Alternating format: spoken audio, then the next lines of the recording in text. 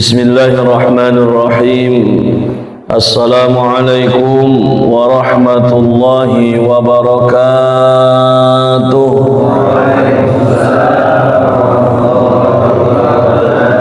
Alhamdulillah, alhamdulillahi wa kafa, wa salatu wassalamu ala nabiyil mustafa Sayyidina wa maulana Muhammadin sallallahu alaihi wasallam wa ala alihi wa ashabihi min ahli sidqi wa tuqa wal wafa. Ashhadu an la ilaha illallah wahdahu la sharika lah wa ashhadu anna Muhammadan abduhu wa rasuluh alladzi la nabiyya wa la rasula ba'dah. Subhanaka la ilma lana illa ma 'allamtana innaka antal alimul hakim. La haula wa la quwwata illa billahil aliyyil azim. Rabbi shrah li sadri wa yassir li amri wahlul 'uqdatam min lisani yafqahu qawli. Rabbi zidni ilman nafi'a warzuqni fahma.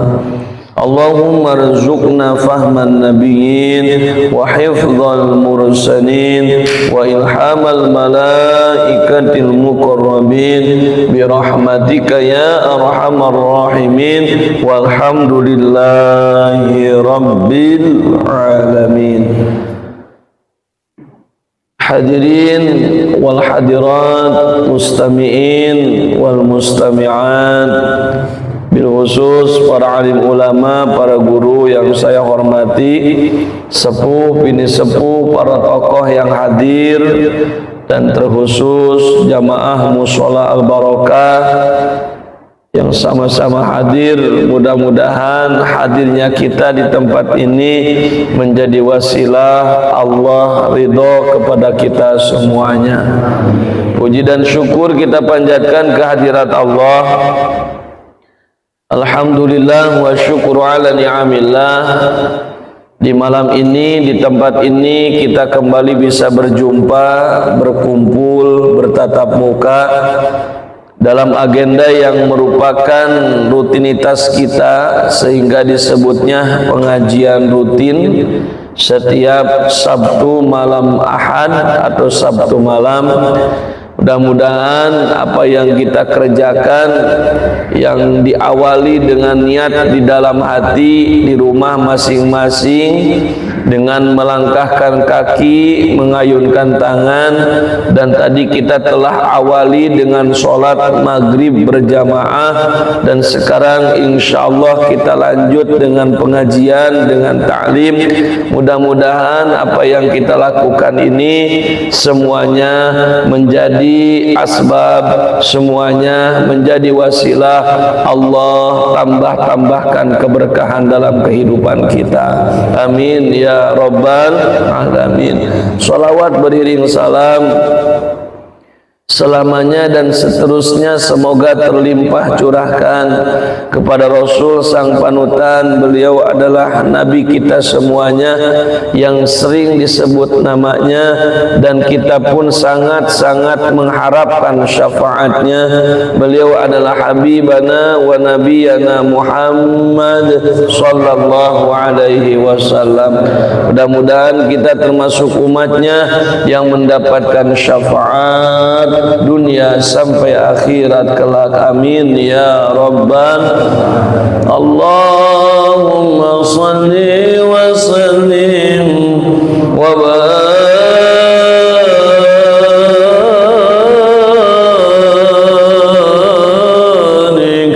alaihi wa ala alihi. Allahumma salli wa sallim wa barik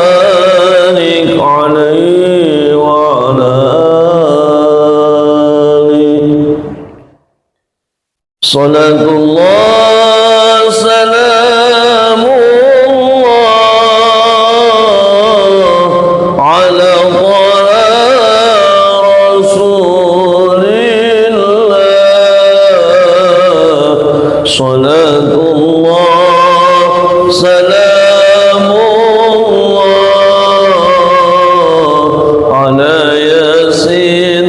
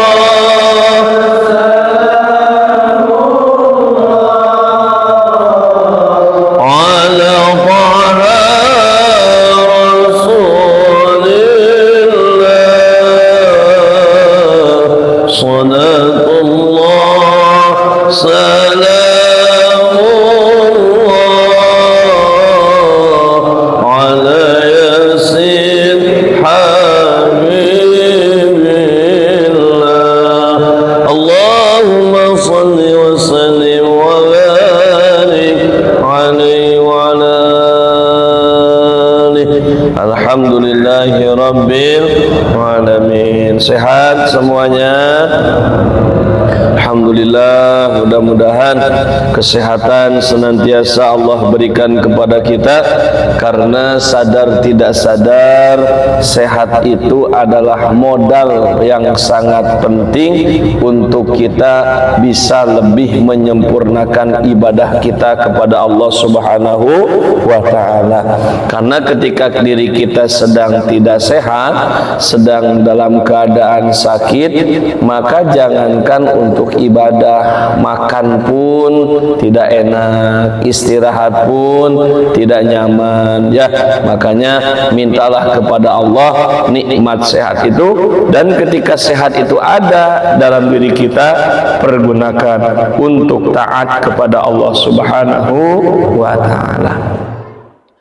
Jamaah Mushola Al-Barakah, kita lanjutkan pengajian kita masih dari kitab Mukhtarul Hadis karangan Sayyid Ahmad Al-Hashimi.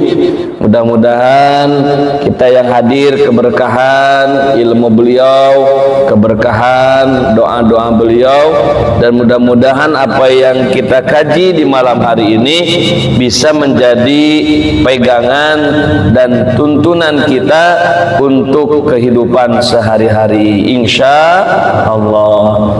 Dengarkan semuanya dengan keyakinan, karena apa yang dibaca adalah sabda Nabi Muhammad sallallahu alaihi wasallam. Apa yang disabdakan oleh Nabi?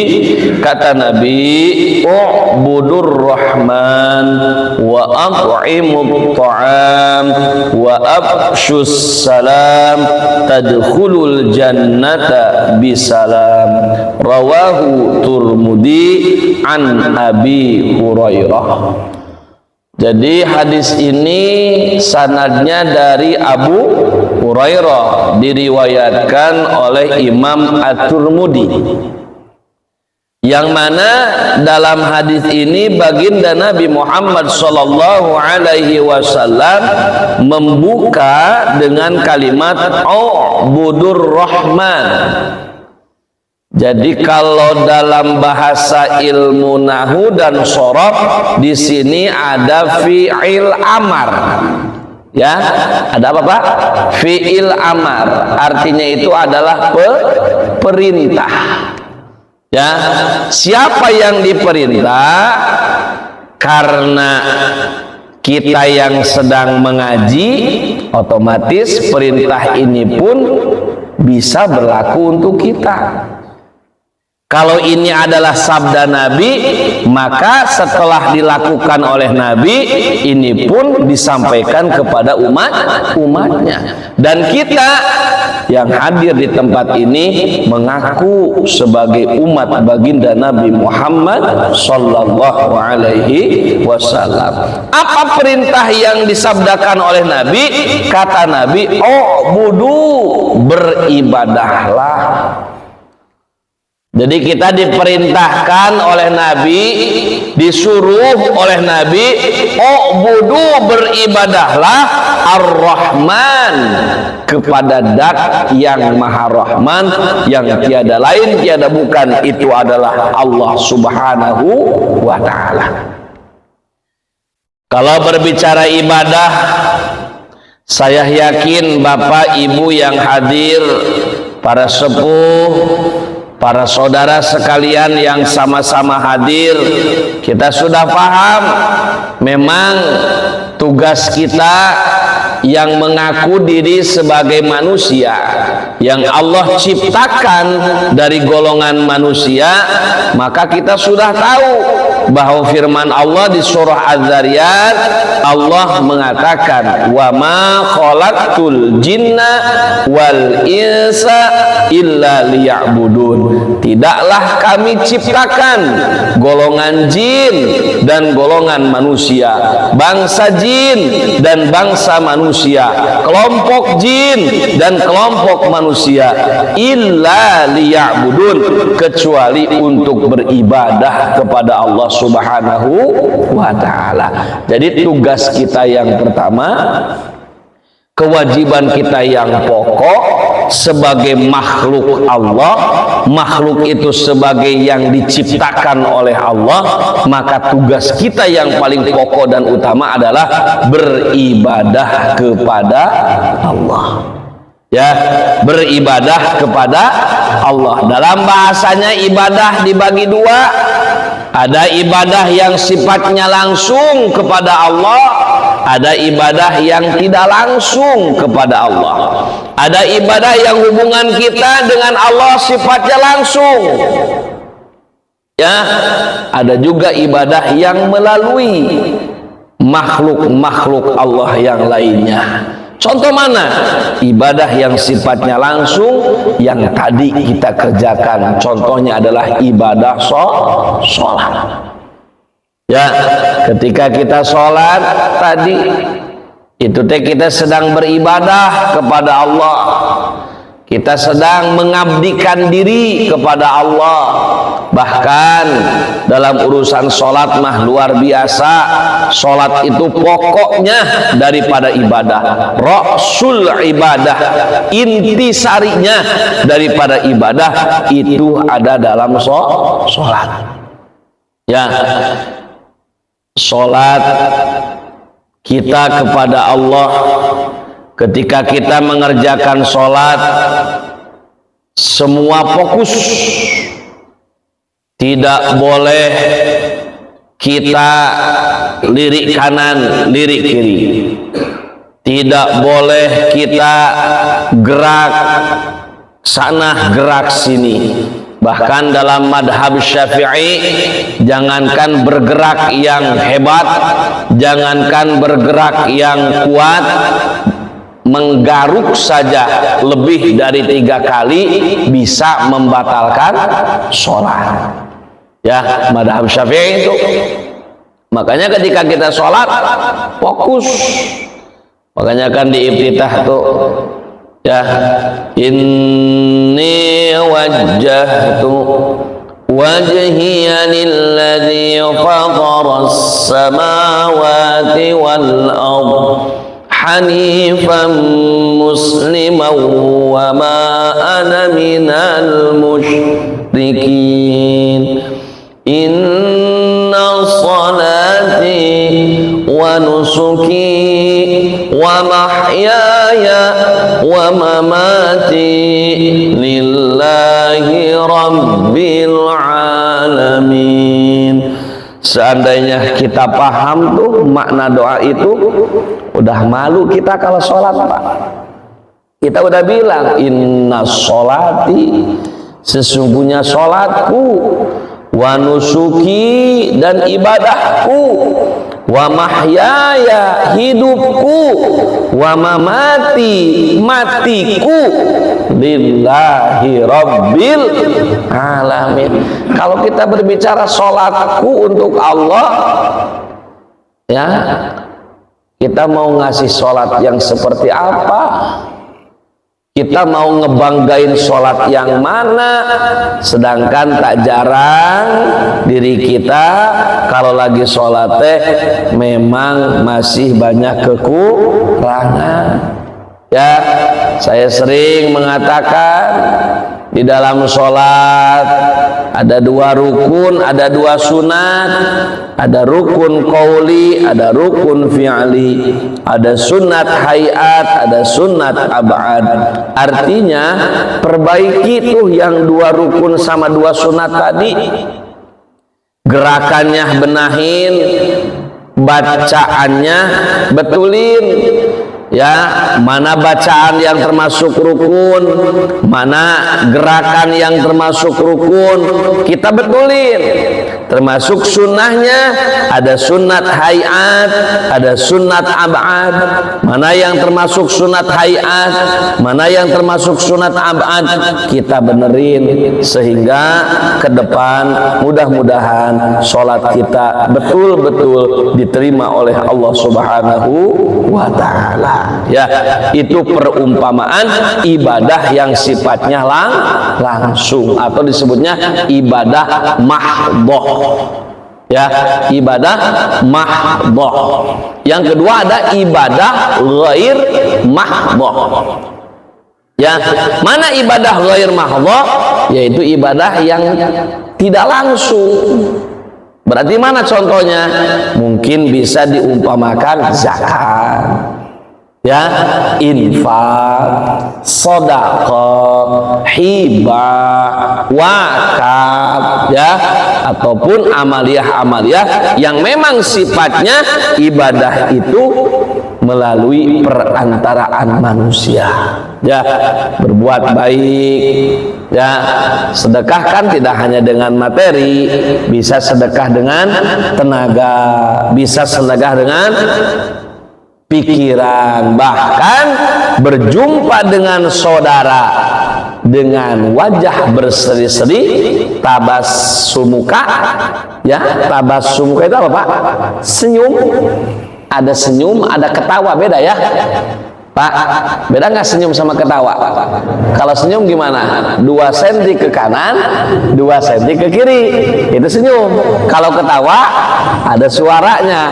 Kalau kita ketemu sama orang ujuk-ujuk ketawa, orang pasti tersinggung. Tapi kalau kita ketemu sama seseorang, kita kasih senyuman, itu teh cara kita menyapa mereka tanpa bahasa. Jadi kita bertemu ngasih senyum, itu tuh udah mewakili nyapa, Pak, tapi tanpa bahasa. Tapi kalau ketemu ujuk-ujuk, orang tersinggung. What happened? Ada apa katanya, ya, gitu. Maka mohon maaf, salah satu ulama guru kita Agim kan ada salam yang disebut dengan 3S, ya. Apa dulu, Pak? Salam, senyum, sapa. Kalau beliau makan senyum, sapa, salam, ya. Sebetulnya alangkah baiknya salam dulu, ya. Salam, senyum, sapa, ya. Ada lagi tambahan kalau di sekolah mah, kalau di TK mah 5S, Pak. Ya, salam, senyum, sapa, sopan dan santun. Artinya ketika nyapa harus dengan bahasa yang enak. Karena suka ada juga yang menyapa tapi ujungnya gak enak, ya, gitu. Naudzubillahi min dzalik. Kita mah belajar nyapa teh dengan bahasa yang enak, bahasa yang berkenan, ya. Karena ternyata mengapa kita diajarkan, mengapa kita dididik kalau nyapa itu dengan bahasa enak? Nyapa orang dengan bahasa enak itu tidak mesti yang muluk-muluk, Pak. Ya, mohon maaf nih, ketemu orang nanyain gimana kabarnya, itu juga perasaan enak gak, Pak? Ya, saya ketemu sama Pak Ustadz Arsafsan, sehat, kira-kira berkenan gak, Pak Ustadz? Ya, kalau sama Pak Ustadz kemana wae, nah itu udah menyelek itu, ya, kemana wae, ya. Tapi kalau nanya Pak Ustadz sehat, Ustadz gimana kabarnya, ya, itu bahasa-bahasa yang nyaman, ya, yang termasuk mungkin tadi 2S yang terakhir, sopan dan santun, ya. Jadi tidak usah bahasa yang apalah gitu, ya, yang penting nyaman untuk diucapkan. Karena apa namanya, ucapan yang nyaman untuk orang lain itu termasuk kepada kategori kita mampu menjaga perasaan orang lain. Dan ternyata Bapak, mohon maaf, menjaga perasaan orang lain itu juga termasuk bagian daripada ibadah. Ya, menjaga perasaan orang lain, ya, kan orang lain kita juga sepingin dijaga perasaan sama orang lain, pingin nggak, Pak? Kan kita nggak mau orang lain seenaknya baik ke kita, sekarapnya aja, seenaknya dewe, ya, nggak mau. Nah, kita pun belajar jangan seperti itu. Nah, dalam bahasanya tadi menjaga perasaan orang lain untuk tidak tersakiti, untuk tidak tersinggung, untuk tidak merasa diri terhinakan, ya, itu ternyata bagian daripada ibadah, ya, insya Allah, ya.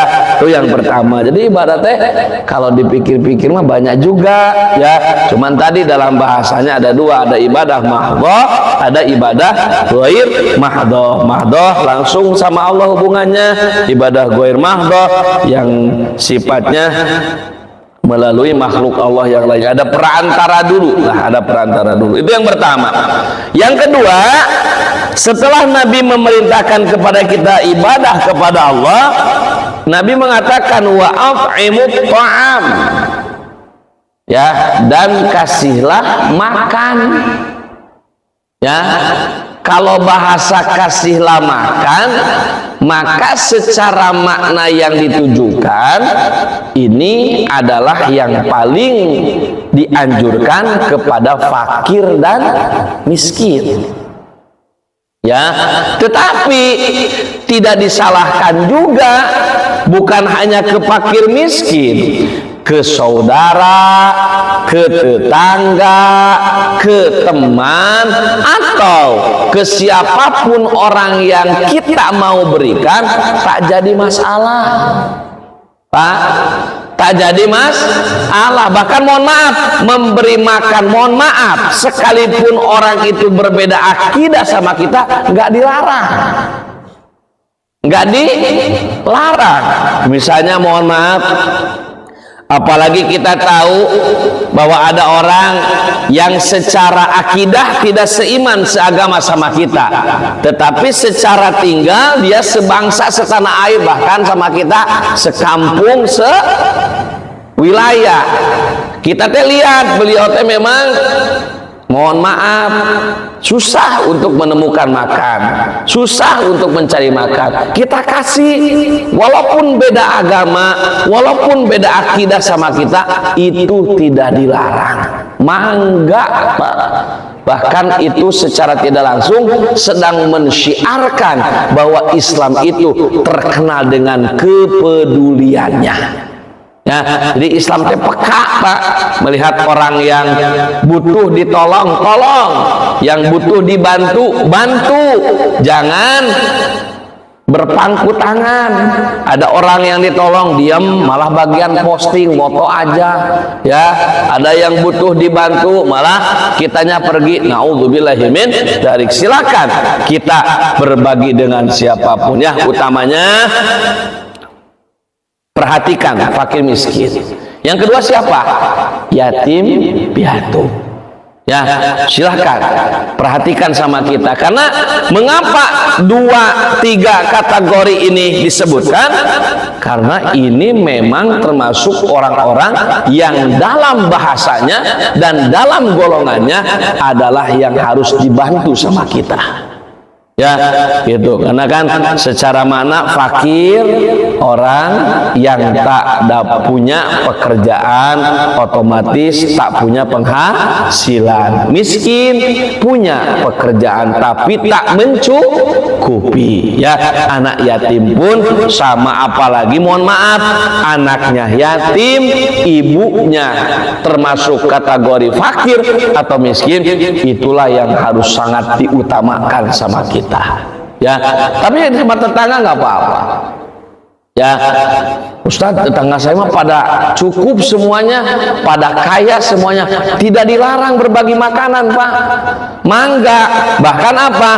Dalam sebuah ilmu dikatakan tahaddu, tahabbu, saling memberi hadiah atau bahasa yang lainnya saling berbagi, ternyata akan mengundang saling mencintai atau saling menyayangi. Sok dah Bapak juga, apalagi di perumahan makan, maaf secara letak geografis kan rapat banget, Pak, ya, kanan kiri rapat, cuman yang gak rapatnya depan aja, ya, belakang udah rapat lagi, ya, rapat banget, Pak, dalam artian ketika kita berbagi sama tetangga, maka insya Allah itu akan mengundang rasa cinta, rasa sayang sesama tetangga, yang tidak lain tiada bukan cinta dan sayangnya adalah karena Allah. Jadi tenang, Pak, tentram. Kalau udah ada saling sayang, kalau udah ada saling cinta, maka ta'awun, sifat tolong menolong akan terlahir. Ya, karena rata-rata tolong menolong itu ada karena bisa jadi diawali dengan cinta. Tapi sebaliknya, kalau kita sama tetangga gak pernah baik, kesananya tetangga pun jadi gak suka, maka mohon maaf, tolong menolong tidak akan ada. ya. Maka ayo kita sama-sama boleh mempraktekkan berbagi makanan atau memberi makan kepada tetangga pun tidak disalahkan. Ustaz, saya caranya boneka cantik ala India. Apa tuh? Ya, daging saeutik caina satiba gitu ya. Jadi kalau masak daging, Bu, Ibu dagingnya 1 kilo, airnya 1 ember gitu ya. Gitu, potong-potong ya. Yang dikasih ke tetangga apanya, Pak? Ya dagingnya, Pak. Jangan begitu ya. Gitu. Ini udah niat banget ini ya. Kasih ke tetangga. Jadi sok berbagi. Apalagi, Pak?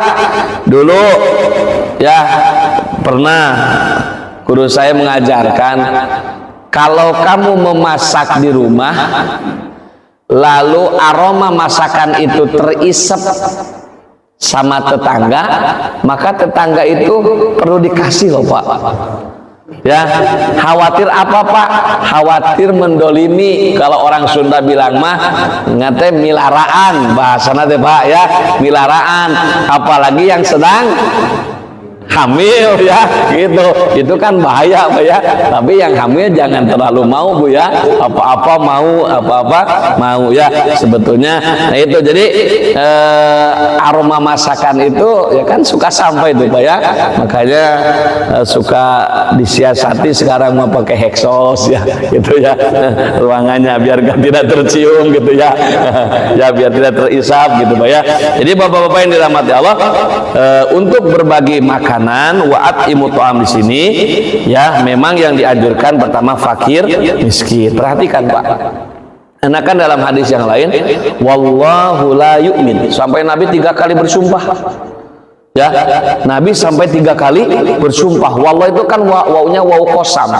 Waw qasam itu artinya waw sumpah. Wallahu la yu'min. Wallahu la yu'min. Wallahu la yu'min. Sehingga sahabat bertanya, Rasulullah, kenapa engkau sehebat itu bersumpah? Lalu bertanya, kenapa? Siapa mereka yang tidak beriman? Maka Nabi mengatakan, sesungguhnya mereka tidak beriman kalaulah mereka tidur dalam keadaan nyenyak, sedangkan tetangganya tidak bisa tidur karena keadaan lapar.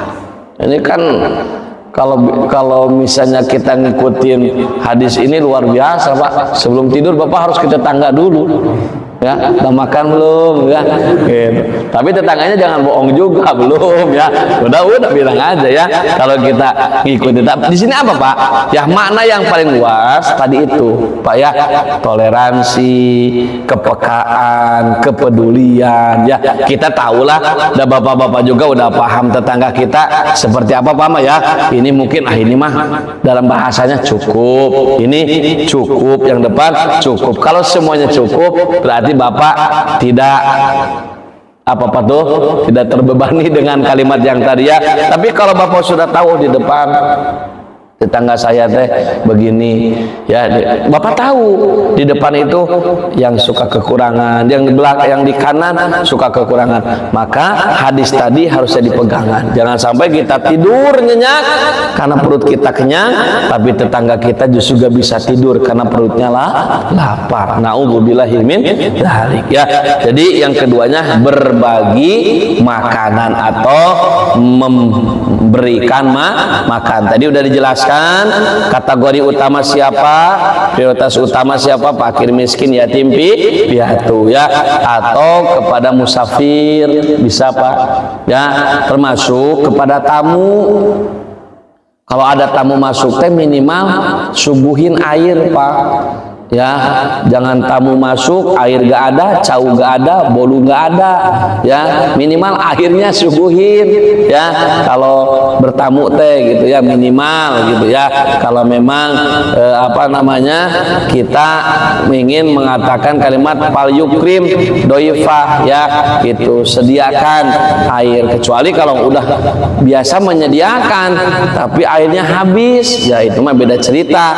Jangan sampai diniatkan nggak ada persediaan sama sekali ya. Yang ketiga, tanggung Ya, jadi tadi memberi makan. Yang ketiga, setelah ibadah kepada Allah, memberi makan kepada yang lapar, tadi udah dijelaskan.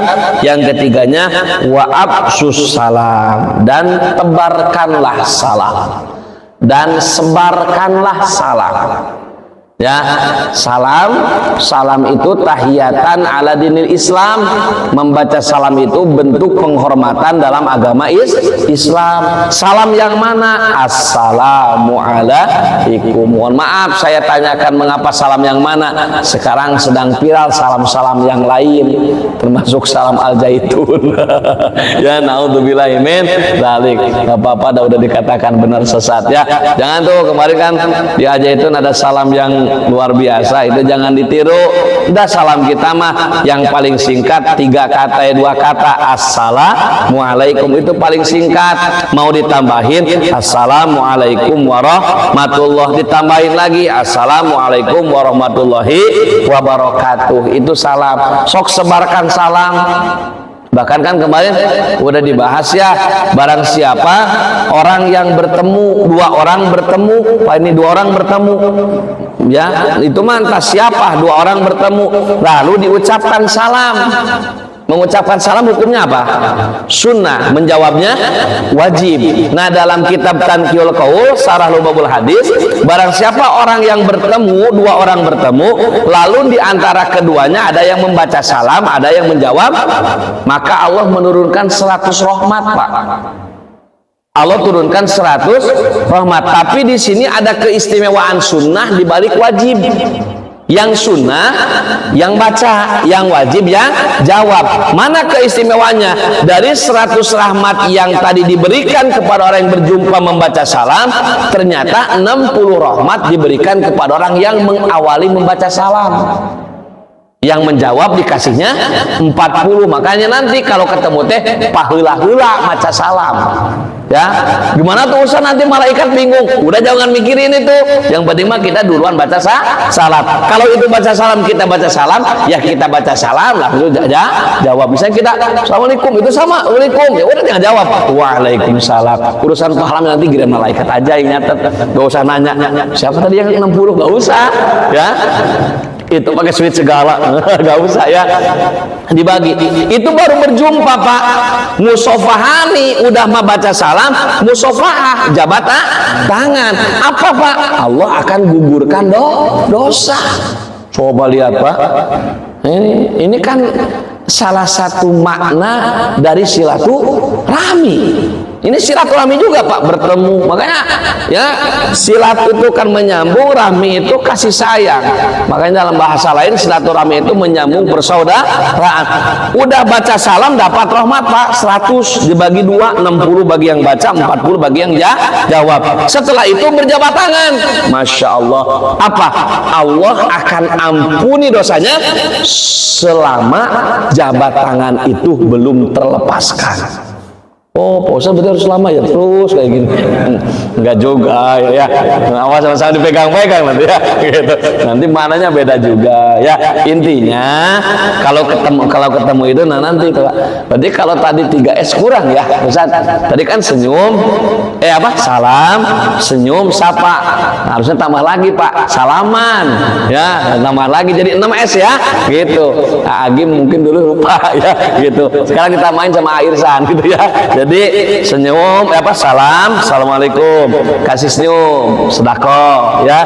Kemudian sapa, lalu kita salaman. Atau kita biasanya kan sambil salaman sambil kita nyapa, ya. Insya Allah. Nah, 3 perkara ini, ya, beribadah kepada Allah dengan sesungguh-sungguhnya, memberi makanan kepada yang lapar, kemudian menebarkan salam biasa. Ya, bertemu dengan siapapun membaca salam kecuali mereka yang sudah tahu bukan seakidah sama kita. Maka apa, Pak? Kata Nabi, tadkhulul jannah, maka masuklah ke dalam surga bisalam, dalam keadaan selamat. Ada yang mengatakan bisalam dengan keadaan bahagia, ada yang mengatakan bisalam dengan sejahtera. Jadi 3 perkara ini kalau kita balik nih kalimatnya bisa menjadi tiket Allah masukkan kita ke dalam surga. Ibadah yang betul, memberi makan, berbagi, ya, dan terakhir sebarkan salam. Ini yang paling enteng dari tiga ini mana Pak? Salam ya. Yang paling enteng mah ya. Kalau ibadah itu kan memang kewajiban kita. Kalau bagi makan ada proses dulu ya. Tapi kalau salam bayar nggak? Enggak ya, berat gak Pak? Berat enggak, cuman malunya ini nih ya. Kadang kita karena sering ketemu merasa gimana ya, padahal salam itu mau sama yang sering ketemu, mau sama yang jarang ketemu, bahkan sama sekali baru ketemu, ucapkan salam. Cuman kan dalam penjelasannya kita dilarang memberikan salam kepada orang yang beda akidah ya. Lalu gimana kalau mereka yang baca salam Assalamualaikum, kita jawab juga ada dua versi jawaban. Satu, tak usah dijawab ya, mereka jawab Assalamualaikum, tapi kita tahu oh dia bukan muslim ya, tak usah dijawab. Yang kedua, cukup jawabnya waalaikum ya, cukup segitu aja Pak, waalaikum ya. Itu terserah Bapak mau diem atau mau waalaikum ya, terserah Bapak ya, menghargai dikit lah waalaikum, walaupun dia kan nggak tahu artinya ya gitu. Tapi kalau memang mau menjaga ya lebih baik diam saja seperti itu. Insyaallah mudah-mudahan bermanfaat, amin ya robbal alamin. Ingat ya, beribadah kepada Allah, memberi makan, menebarkan salam, beribadah kepada yang Maha Rahman, memberi makan, menebarkan salam, insya Allah Allah akan masukkan kita dalam keadaan selamat, amin ya robbal alamin. Mudah-mudahan ada hikmah dan manfaatnya, bil khusus untuk saya yang menyampaikannya bisa dipraktekkan. Yang silakan praktekkan yang mana ya, dalam artian yang mudah dulu, yang kecil dulu ya, lalu kita bertahap ya. Dan terima kasih atas segala perhatiannya. Akhirul kalam, assalamualaikum warahmatullahi wabarakatuh.